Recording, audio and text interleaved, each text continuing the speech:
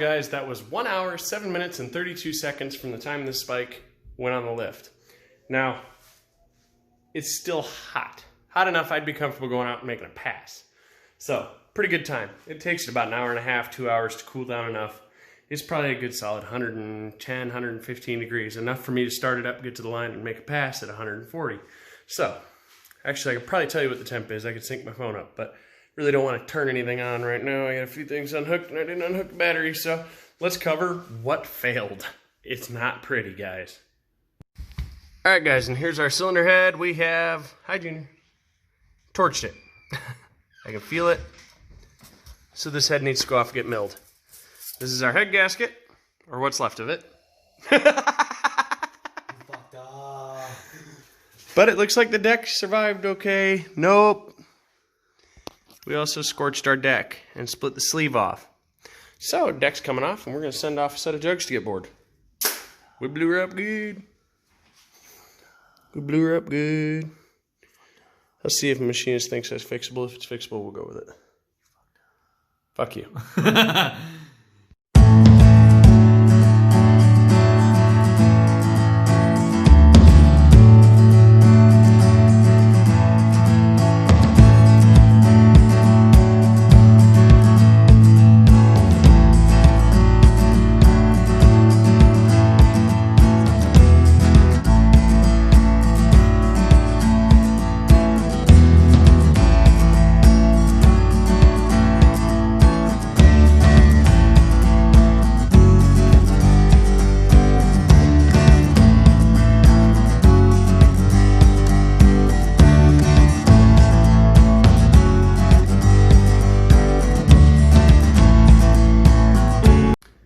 Alright guys, and that's that. The head is completely stripped, valve seals, the works. The only thing that I didn't pull is the guides because I don't have any intention of replacing the guides right now.